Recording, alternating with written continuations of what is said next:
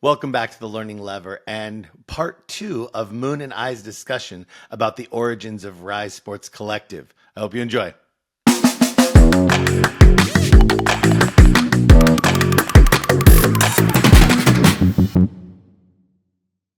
Talk to me about, if we're going to get into this, let's talk a little bit about why is it the right people that matter in sports more than the knowledge or skills? Because I will put that out there. I think the people that you learn from in the world of sports matters as much or much more than the actual knowledge and skills. Talk about the priority that we had or the mindset maybe you came in with in making sure that this was not me teaching a course, although I do, and you teaching a course, although you do, but 50 people teaching 100 courses. Yeah, great thought. And it really came together from multiple different sources. And I think one thing being, in my first job in strategy consulting, I worked on a knowledge retention system, and I think that really instilled into me like the importance of knowledge as an asset and having like great knowledge put together. And then I've as I've talked to like a number of people and circulated the idea of having a training program, everyone's first thought was like, well, how are you going to validate it? How are you going to make sure it's good? And make sure it's quality programming. And so that became something of the North Yeah. Star for me. And right around the time that I had started circulating the idea of Academy Co., I'd also started a conference. And the conference was called the Horizon Summit, which the 49ers do run annually. And the premise for the Horizon Summit versus some other conferences you go to is that there's one speaker on stage for 20 minutes at a time, as opposed to panels. And I'd gone to like conferences for 10, 20 years. I don't tend to love conferences because I don't tend to love panels because I don't think you learn that much. I think they can be a little bit too surface level. And, given kind of everything you've heard about me, I really Yeah. wanted to be a little bit more substantive. So I created a conference that had, one person on stage going deep into one topic. So I held that conference over the course of like 6 to 7 years before I left the 49ers. And every single speaker that ever spoke, I had their contact information. I had worked with them on their talks. It wasn't when you spoke at the Horizon Summit, you couldn't just show up like you show up to other conferences. You had to like meet like 2 or 3 times ahead of time. We had to rehearse. We had to make sure that you had your 20-minute talk down. In Nice. addition to that, like I've also been on uh, 30 under 30 like judging panels, and I've been on the 40 under 40 like steering committees. And just in terms of like having an overall passion for the industry, just trying to understand who the leaders are and all stars are in this space, and have just honestly kept tabs and folders like on like with Yeah. resumes and people that I wanted to reach out to, like quote unquote when the day came. And so um while Rise launched 2 years ago, um, I was preparing for years in advance with the materials and to get like a plan in place, so that once we were ready to go, that we could go. And so, very intentional about the teachers, and it goes Yeah. back to sort of the original sort of challenge that I say. It's like in school, you learn theory, you don't really learn as much of what you're actually doing on the job itself. And so, I wanted to create a curriculum that had the best people showing you how they did their job. And so, if you could learn from the best in doing it, I thought that would be great. I think I'm gonna tap into that for just a second here. The best people doing their job. And we know this is a fundamental principle at Rise, but it's worth kind of iterating for others out there. When you do the job and you then are going to train someone, who wouldn't want that? It's like, oh, you do the job well. I want to do the job. I want you to tell me how to do the job. And what we've been able to do is refine that to give them some ability to channel that message effectively. Not everyone's a natural great teacher. So we're able to help with that. And it goes back to the three things that I'm always, I know I'm a broken record sometimes, but the knowledge, the skills, and the context. And Mm. I don't care who you are, the context of what you're learning and how it applies to what you're going to do is the secret sauce in those most memorable learning journeys. It's how do I know how to use this thing at the right time for the right reason to get the result I want? It's not just a skill or a knowledge base, it's that context that separates them. And that's what operating experts like yourself have been bringing into the courses. You've taught a couple courses for us. And Oh, go ahead. I've taught a couple courses, and so if you I was you would just make me think of of all of our great operating experts right now. And I'm curious on your take. As you mentioned, you just learned the industry, and so you're meeting some of these people for first time, and they're people that I've known for a while. Not to put you on the spot, but have you had any cool particular moments with any operating experts or any classes that you want to call out? I would, so yes, like I certainly would. Like the first thing I'll say is if you're going to want to learn and start into a new industry, a great way to do it is get some of the best people in the business to teach classes and help them build those classes because you learn real fast. Like the early course, I will always be indebted to listening to some of the stuff that I did with Sandeep from E15 All right. because Sandeep was one of the first that was there and was giving me basically a master class in hospitality. And so I was like, okay, I understand how hospitality works now at some point. And so that was amazing. And then at the same time, you had, Sandeep Sahish, Chief Commercial Officer for Levy, 40 under of 40, course, and one of the best minds in hospitality in the sports industry. and the best I've ever seen at just being on top of everything. Like and when he put his class together with us, it was no different. It was thorough, it was interesting, and for me early on that helped me set the stage of this is the bar for the type of expert we need because that's the type of learning that people working in hospitality for these teams need to understand. You you're really right on that one too. And A, I'm a huge fan of Sandeep, Of but B, course. with that being one of our first classes, it was sort of the initial proof of like, okay, this is working. I learned pieces from that. And that brings me to another piece that I think is really compelling about having all these different speakers is even if you work at the NFL or NHL or NBA, you want to see what some of these best practices are from some of the other teams and some of the other peers. And oftentimes, when you work at a team too, you can get kind of siloed into your own approach of what your team is doing. But you want to see what the other teams are doing and what the other best practices are.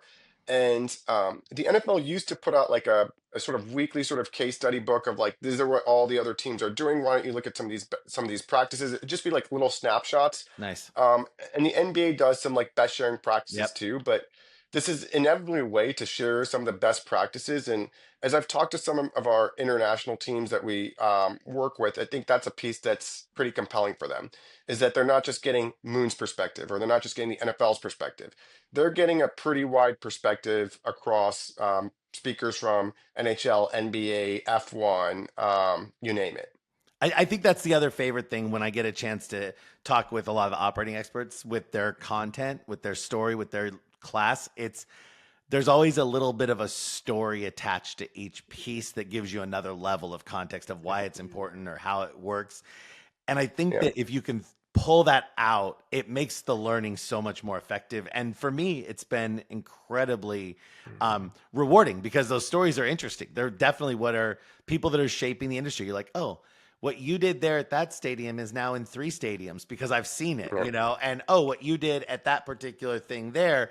And now, again, 2 years is fresh eyes, I would say, in an industry. It's like, oh, you see how things evolve and you're a part of that now. These stories, these skills, these role specific courses really start to be a story of here's the best way to use CRM for partnerships or what have you. So I do think that's interesting. It's been a good part. The only other cool thing about it that I'd say, not the only other thing, but the other cool thing I'd say about that is the different perspectives. I cannot say how much I've enjoyed the different perspectives from the different ownership structures or business structures in sports with these operating experts. It's a very diverse landscape of single family team owned and conglomerates and multiple sports and sports plus landing plus foundations and getting a glimpse in that through a role specific person that's trying to support maybe two or three of those facets. It's been amazing, very very interesting and very unique to the world. Not a lot of industries have that kind of nuance. Awesome. And then, you know, you just asked me really in terms of like the operating experts and how I sort of curated the original list of Sure. some of our operating experts like Sandeep. Yeah. Um, really once we created that original list though, and from when we started the company, once you sort of came on board, you really took the day to day over. And you've been really the one running the company day to day. And you're the one working with our operating experts. And one of the things that we quickly did right out the gates was establishing a curriculum committee. Yeah. And you mentioned sort of your experience working with some of these.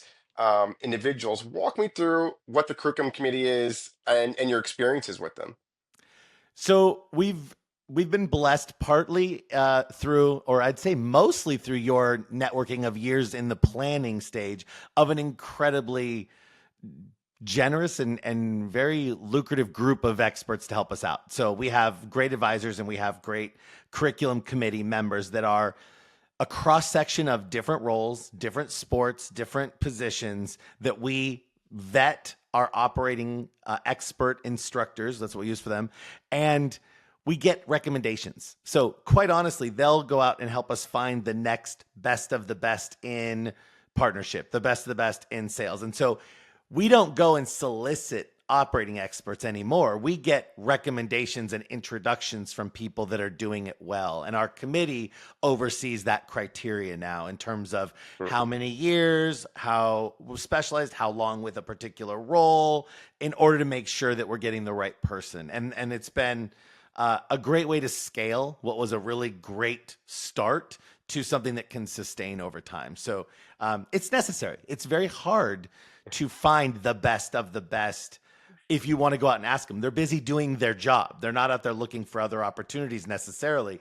You need someone to say, you know who you should talk to? You should talk to Steve, who did this, our other co-founder. You know, everyone loves Yes. Steve, and he's like he's taught, I think, the second most classes, if not the most classes on our platform.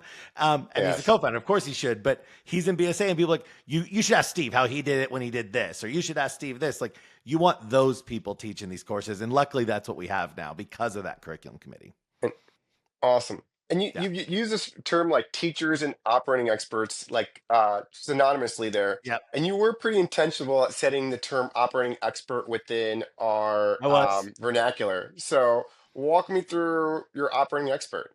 Yeah. So again, introductory podcast episode. We're getting our terms out here. I will say this.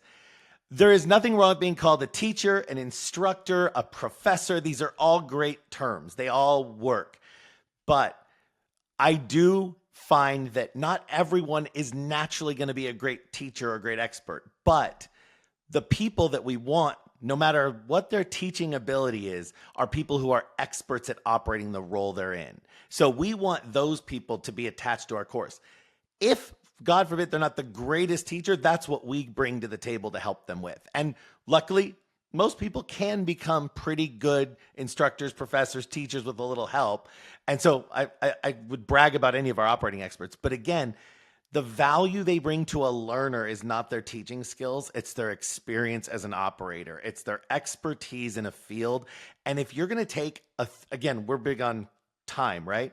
You're not taking 15 weeks. You're taking hours of learning.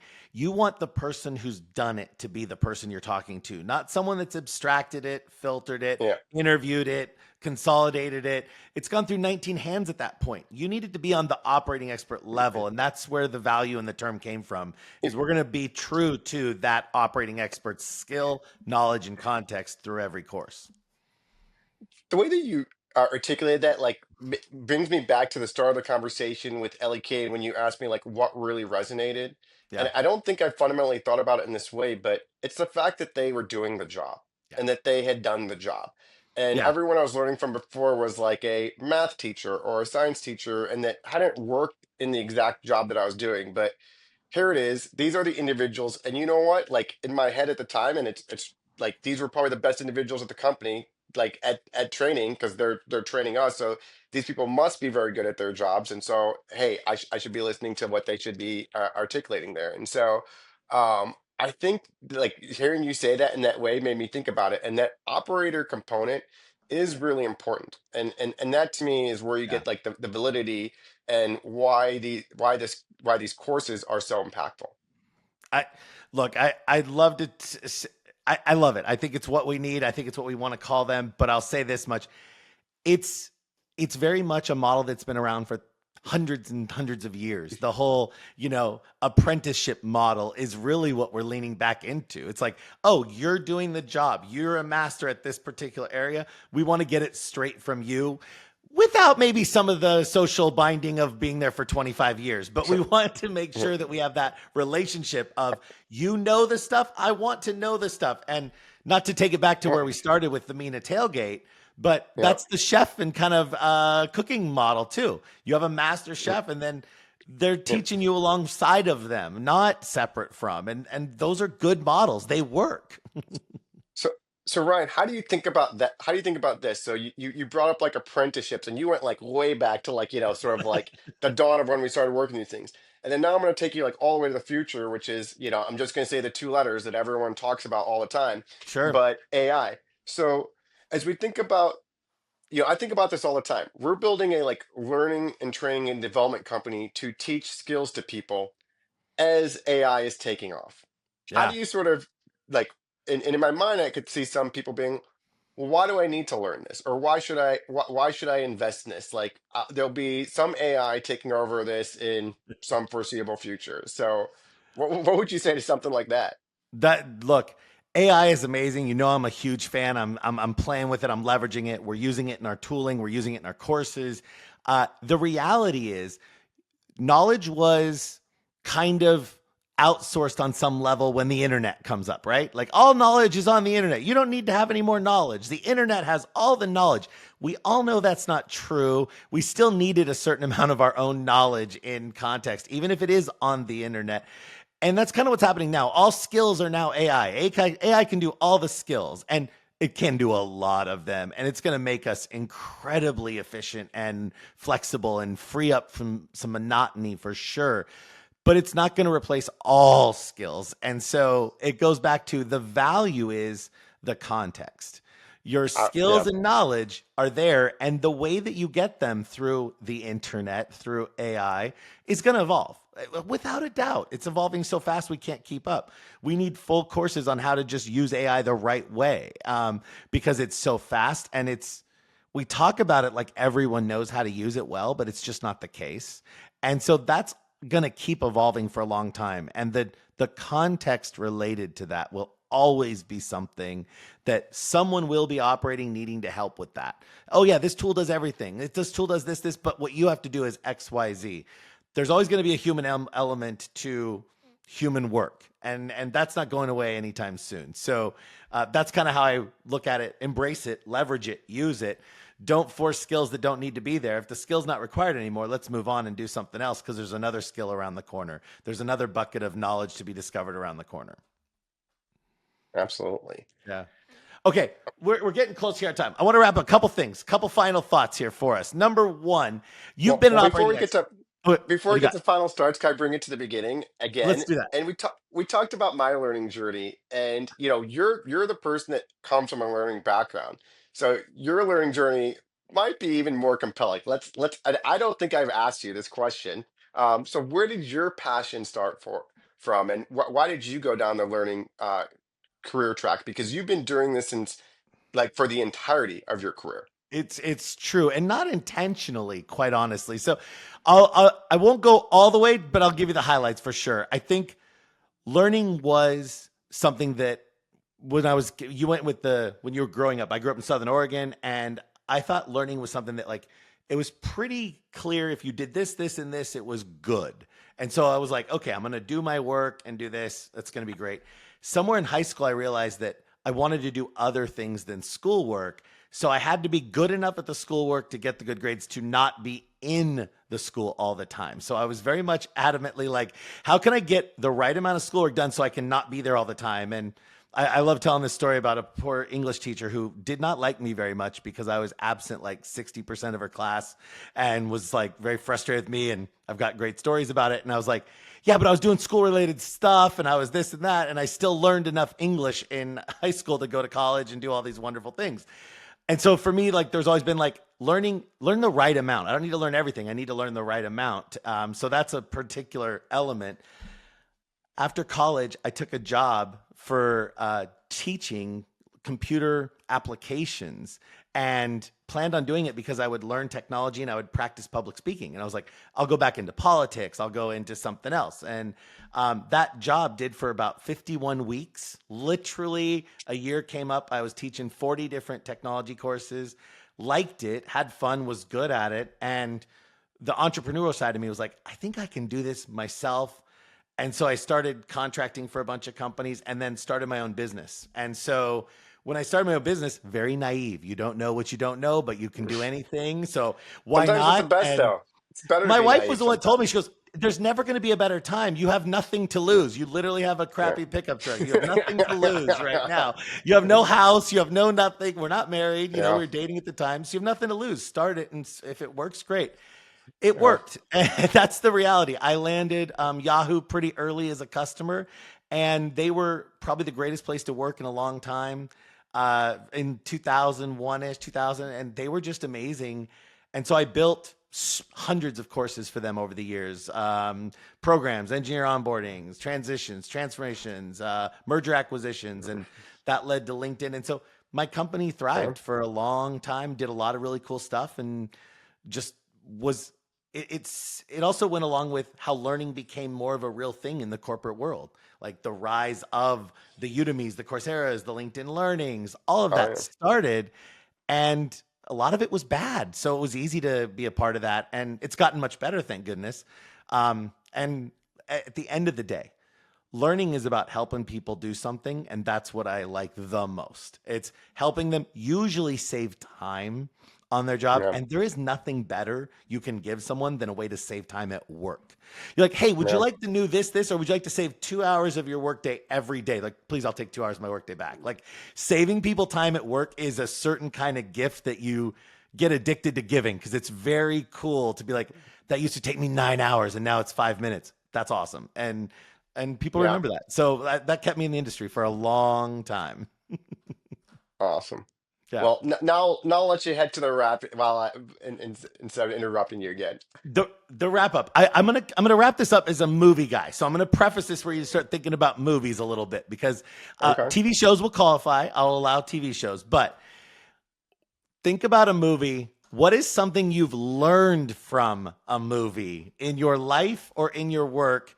Is there something you can think of in a movie that says a little bit about you, that you like this movie or learned something from this movie, and something that you learned?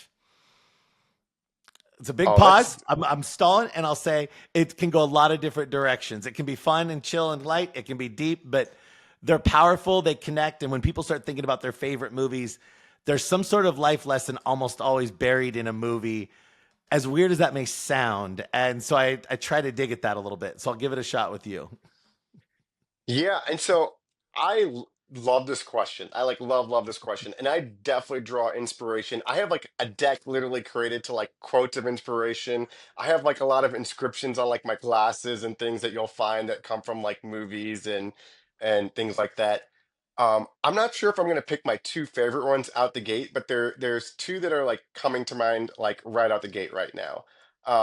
And the first one is, and I'm not even sure if I'm going to get the right name of it, but it might be Hardball, and it's with Keanu Reeves, and he's coaching like this like little league baseball team, and I like would love to send the clip or put it up on Rise at some point, but it's called Showing Up, and it's just the value of showing up, and he basically talks to these kids and and before an important game, and he's like, it's not just about winning and losing. Sometimes it's just about showing up, and these kids Nice. had a pretty rough life, and it was about them showing up for each other. And so I think that's something that generally like always resonates with me is the showing up and being there for other people. So I think that's probably what I'd say as my number one. Before I go to number two, maybe I'll flip it to you. And do you have a quote or something from a movie? I love this I, I, question that I could do resonates with movie you. quotes all day, but I'll say that the the thing that I speak about a lot is authentic public speaking. It's one of the courses I teach. It's one of the things that I like. And a favorite movie, and I've got a bunch of them, but a favorite movie for me is definitely going to be not the favorite, but top few is Tommy Boy.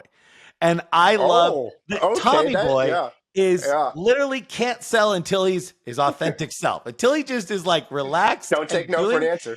like the whole scene when David Spade is like, you didn't, how did you get the waitress to get us the wings? It's like, I mean, the Oh, whole speech about how he's like, you can yeah. do that, you can't do this. It's like, if you can just be yourself and get out of your own way, so many things happen in a nice way for you. And so for me, that's one that I remember just being like, that really is at a very quintessential level what being authentic is all about and how it can Uh, unleash a lot of potential. Cr- Chris Farley and authentic, definitely to like definitely 100%, and why he was.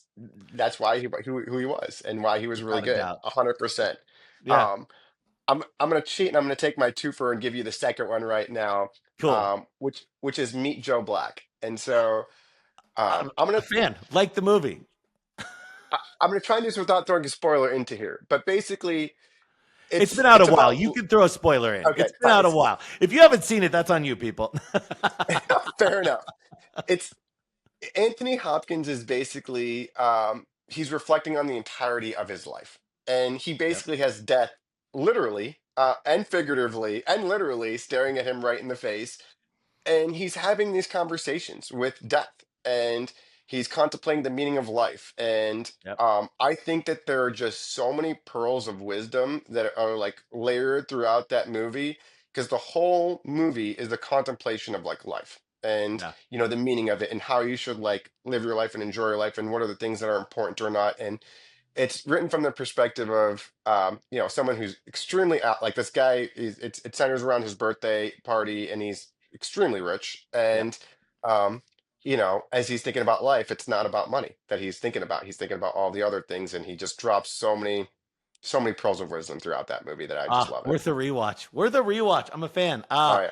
All right, listen, we're going to wrap this up. First of all, if you're listening, thank you so much. I hope this opens the door a little bit on what we're doing at Rise, where this all came from in Moon's history and his brain back in the day, and how it can maybe help you out. Check out the classes, check out the platform if that's something you can do. If not, check out Meet Joe Black or Tommy Boy or Hardball and have a good weekend. Thank you for joining us. Any final goodbyes, Moon? Or shout outs? Anything you're working on? If you're still listening right now, very much appreciate it. And it couldn't be more happy to launch the podcast and launch the curriculum and program to be out there for you all. As I get asked like many times, like the number one question I get from students all the time is, what can I do to better differentiate myself, to get a job, or to position myself? We literally created this curriculum for that purpose and for you. And it is built by the best instructors that there are, and know that you will really enjoy and appreciate the learning. Thank you so much, Moon. Thank you, everyone, for listening. Look forward to seeing you next time with a new operating expert.